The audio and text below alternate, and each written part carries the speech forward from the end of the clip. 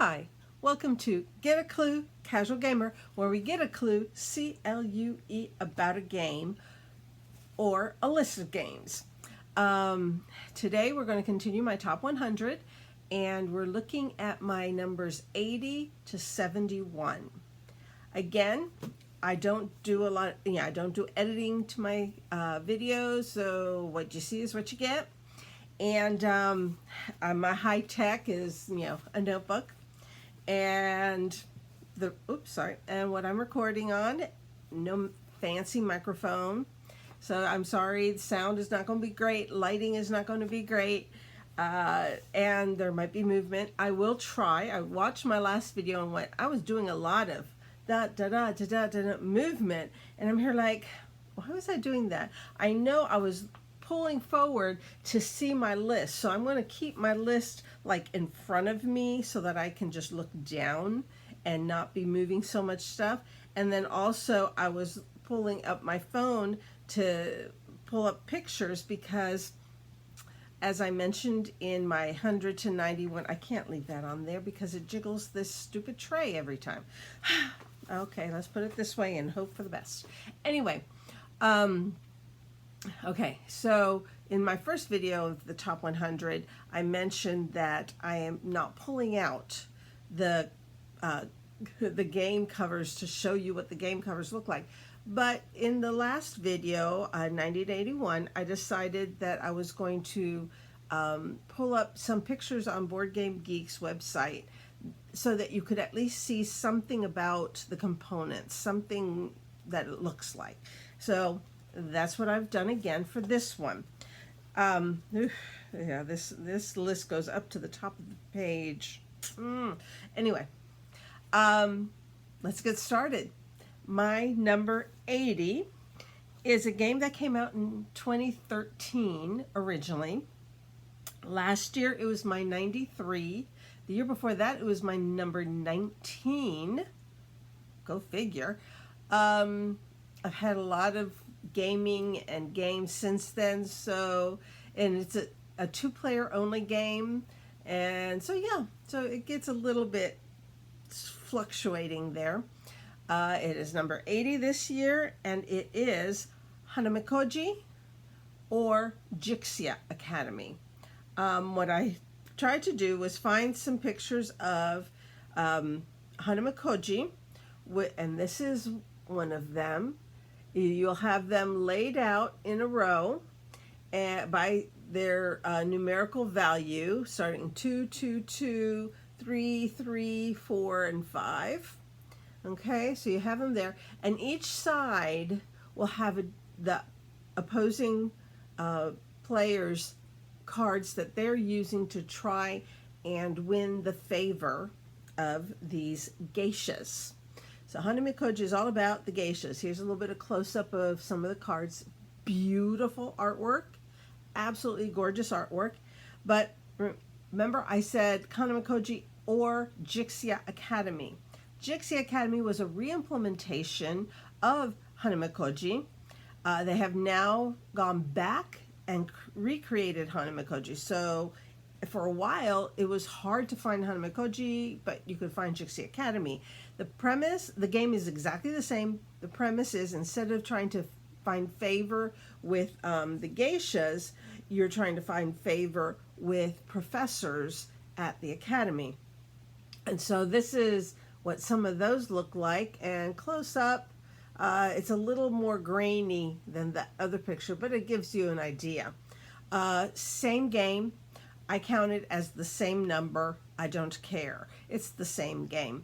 My number 80 was Hanamikoji or Jixia Academy. Jixia is Jixia Academy. Hanamikoji is Hanamikoji.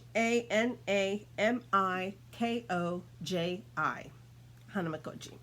Okay, so my number 79 is a game that I played for the first time a couple years ago. So 2 years ago, I didn't have it yet. I had not played it yet, so it was not on my list. But last year it was my number 44. This year my number 79. And I think the difference is basically haven't gotten it to the table enough to have it pump up to a higher number.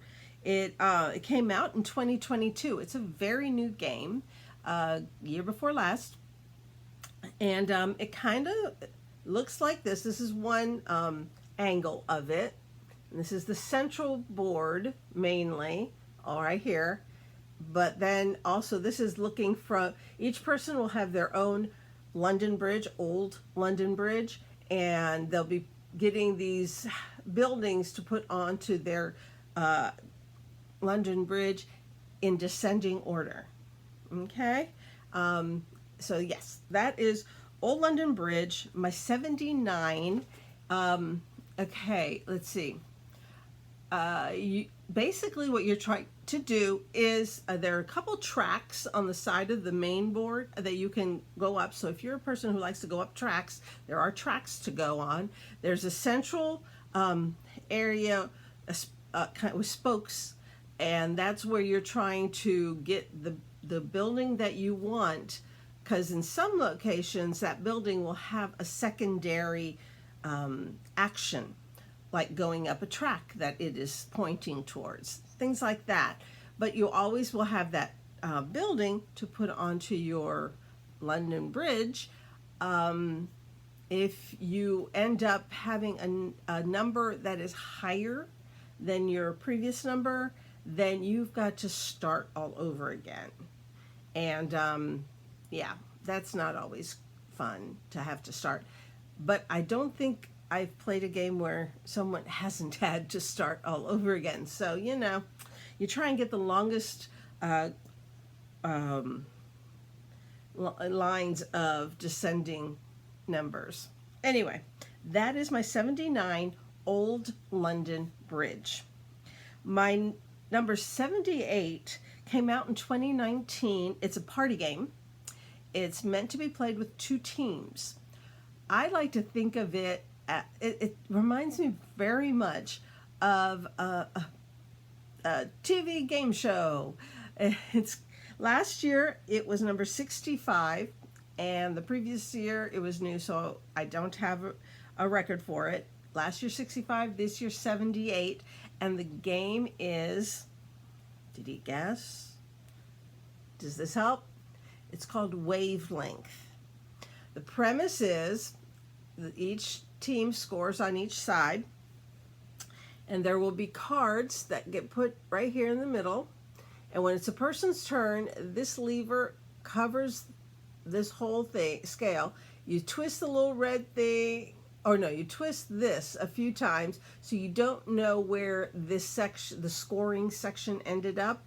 For everyone, no one knows where it ended up. But the person who's with everyone else's looking away, eyes closed, however you want to work it, they open it so that they can see where it is, and then they close it again, and they take the words that they're supposed to choose from and try and come up with something that, or someone that will get their team to guess where they should move the little line here without knowing what's underneath the, you know, without seeing this actual there.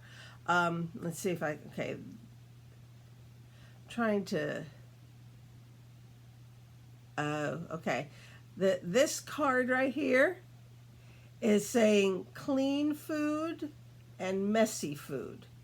So you're trying, yeah, and the highest point would be over here towards messy. Yeah, that's towards messy. So you're trying to come up with a food that is messy here, but not so much that they would choose down here, and not so clean that they would choose up here.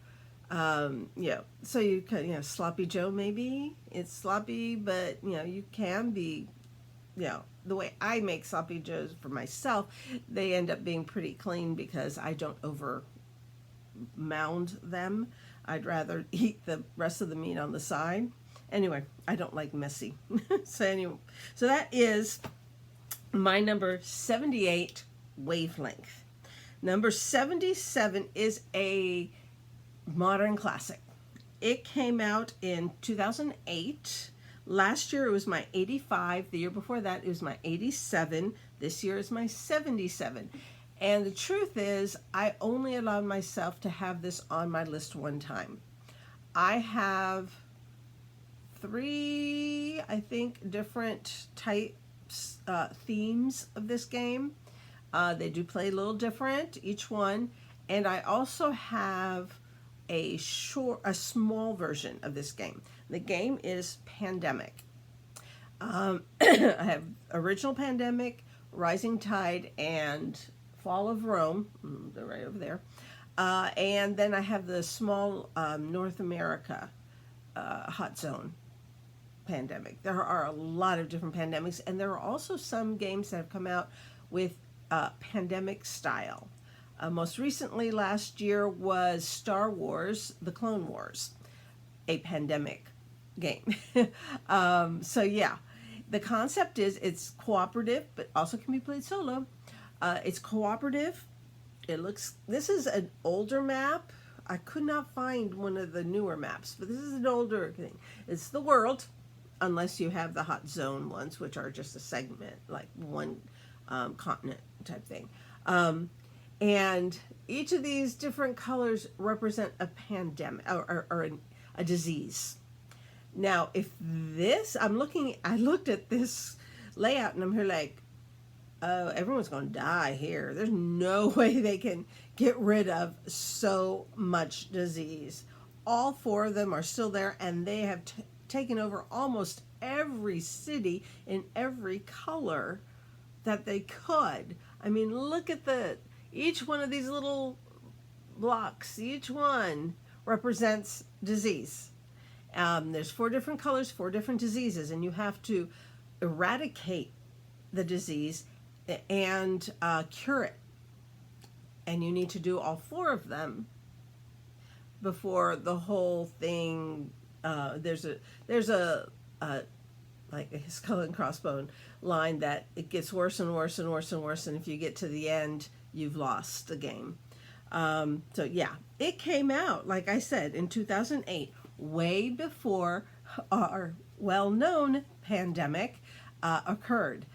Yet it is a great cooperative game style, because you're trying to cure it before it can spread, and if a third or a fourth, I think it's a fourth little block tile thing goes to that city, then it causes a pandemic, and so then you start putting things on cities surrounding it, because the infection has gone there.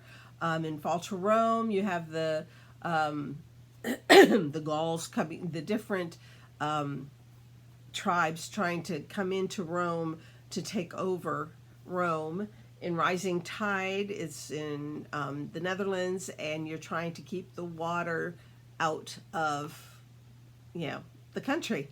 So yeah, it's all like that. Hot Zone, the small ones are, I like them. First of all, the one I have, the Hot Zone North America, I really like. It's easy to get out. I can play it in 15-20 minutes, and it has 3 diseases, but it's limited area. You can just do it, play it, just get it out, play it. The full pandemic takes up a lot of space. There's more to pull out and stuff. But with the Hot Zone, I can pull it out, set it up, play it. 20 minutes later, put it away, and I'm done playing. So I do like all of them. But just saying, if you're looking for something short, go for one of the Hot Zones. But there's so many different themes. So check out the different themes. You don't have to go with just pandemic. It can be Star Wars trying to take over different planets. I mean, yeah, different things. Okay, so that was my number 77. My number 76 came out in 2020. It is also a cooperative game, but it is definitely on the high end. It is outside of the casual level. So I wanted to give you that caveat. It is a medium level. It's not a medium heavy or a heavy. It's a medium level, but it's a solid medium level.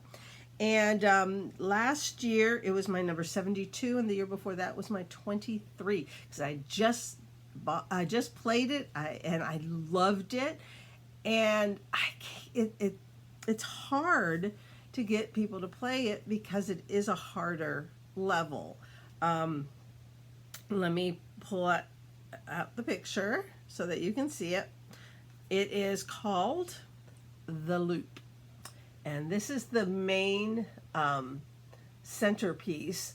The concept is that there's this Dr. Foe has figured out how to replicate himself and send himself into different time zones, through history, and we are working to try and contain him and save history, keep from things blowing up and the world ending, the universe blowing up.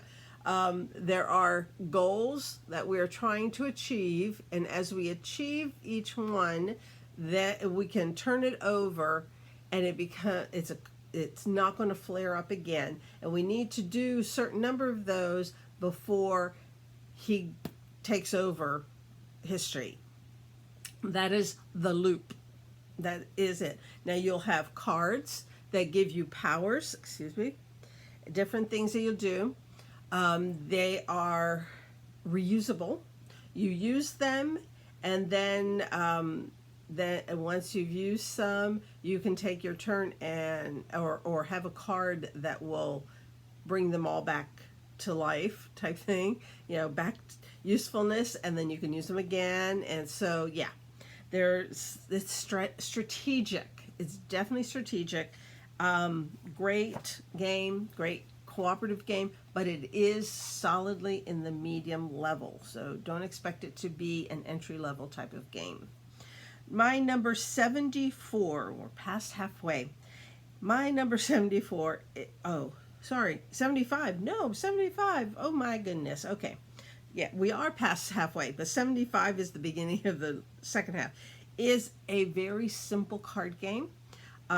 It came out. When did it come out? I didn't write down when it came out. Holy cow. Hold on. That's why I leave this 2004. I knew it had been out for a while. Let me write that in so I have that on my paper. Okay. This is a card game, and it is called No Thanks! Exclamation point. I really don't want that number. It's a card game, numbers, and these little tokens. What you'll be doing is you have a hand of cards with numbers. I am jiggling. Okay, so you'll have a hand with numbers, and what you're trying to do is end up with the lowest score. So there'll be cards flipped over in the middle, and when it's your turn, you have to either take that card or say no thanks and put one of your little chips on it. And then it goes around, and it keeps on going until somebody takes the card and all the chips on it.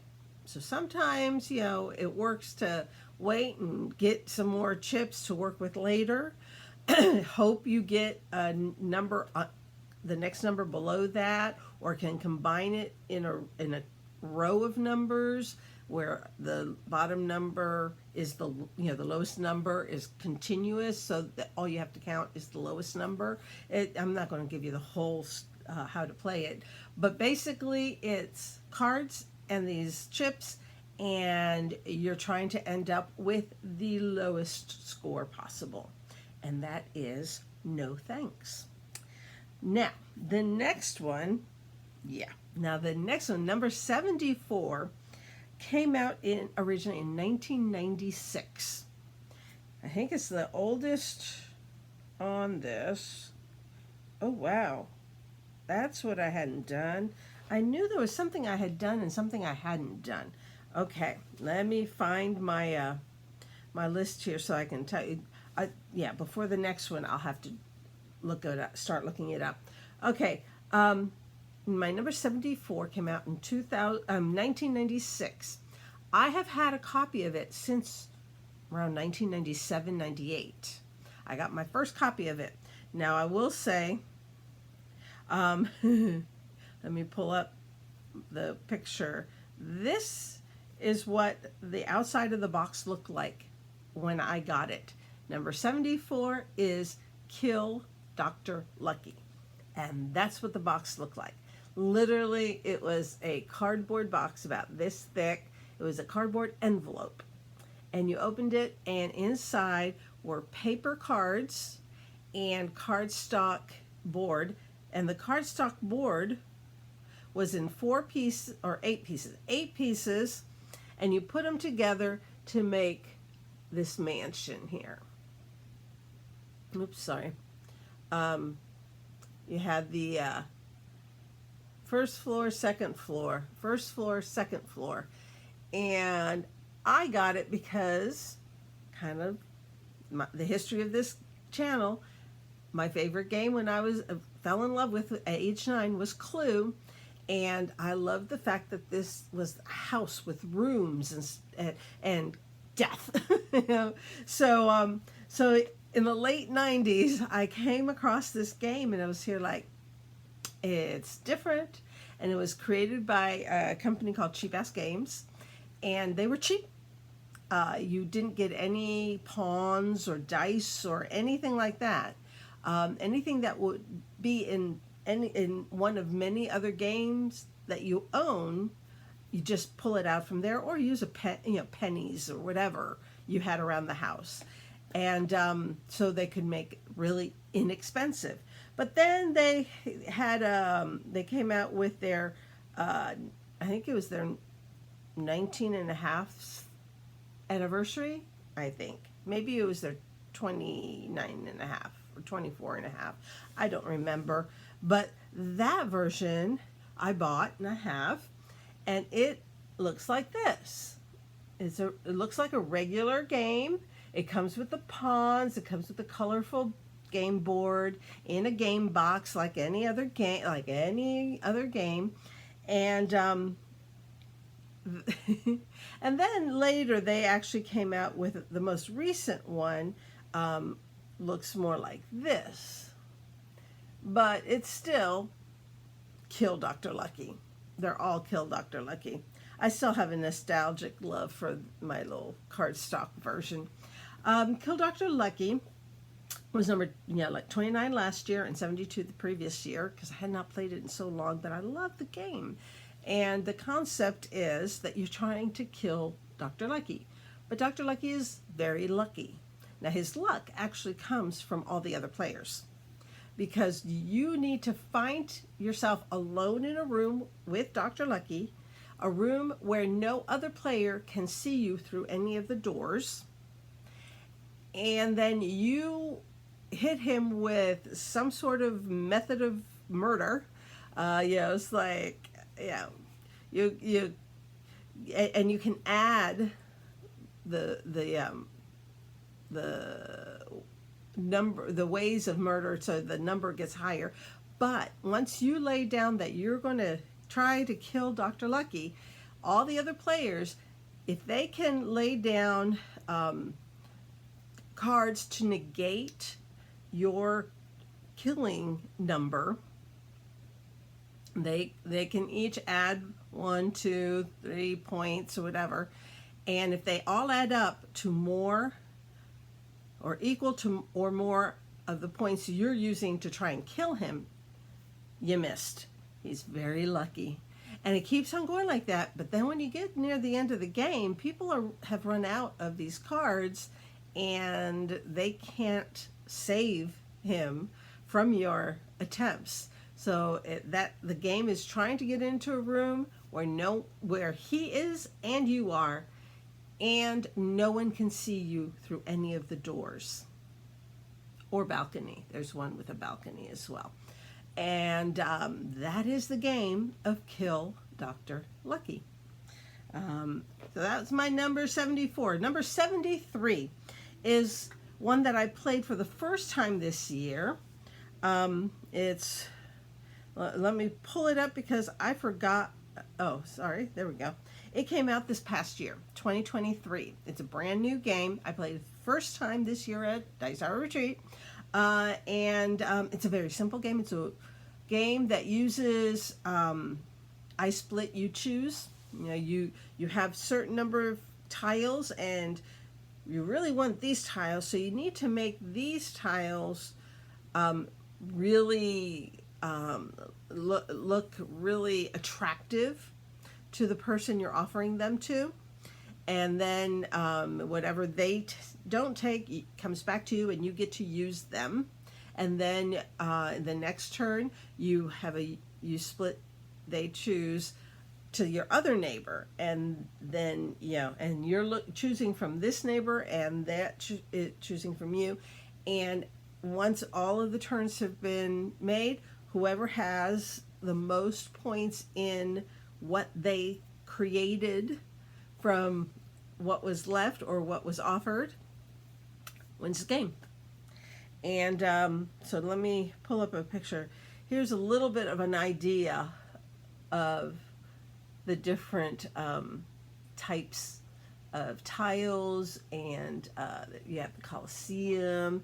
There's more buildings. There's like a farm and an industrial thing. The colors matter. And then you have these gems as well. So you have different ways of getting points. And so you're trying to strategize, how can I end up with the most points? And that is Rome in a Day. Came out this year. It's my number 73. Another game that I have for the first time, played this last year, came out in 2020, but I had not heard of it until this last fall in 2023. And I played it, and it's called Alice's Garden. My number 72. My number 72 is Alice's Garden. Alice's Garden is a tile laying game. The tiles are polyomino shaped, Tetris shaped tiles. They come in these beautiful little fake velvet pouches. Each design has its own pouch, and everyone will have a player board, and you're trying to create the most points by which tile you choose and how you place it. So this is an example of someone's board, and this is their board. Okay, here it tells you how things will score. For instance, this checkerboard here, in this side of the board, this whole section is checkerboard. Every chess piece that you put on a checkerboard gets points. When it comes to the roses, you count how many are in the rose garden, or the largest rose garden, or something like that.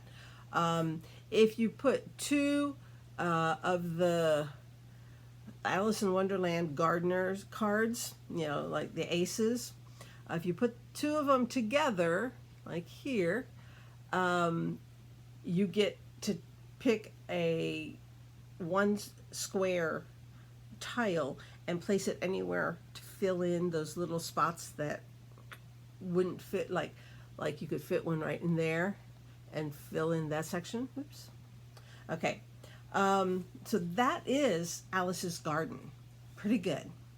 And the last one for this video is one that came out in, actually, let me pull it up again, since I managed to, oh, it's upside down. No wonder it wasn't going. It came out in 2021. So it's been out for a couple of years. I got it right the year it came out, 2021. It was one that was exclusive to Target at the time. Later it became available across the board. I was my number 61 last year, and I did not have it in time for the previous year's top 100. It is 71, and let me pull up a picture. Okay, there. It is called Summer Camp. Summer Camp. I got it because I grew up either going to camp or being on camp staff, or I actually had a couple years where I ran several camps. So camping is, summer camp, let's stay over summer camp is something that I recognize and I have lived and survived. It is a very great deck building entry level game. If you want to know about deck building, summer camp is a very painless way of learning about deck building. It has quite a bit of replayability, and yet it is a very simple concept. You are campers.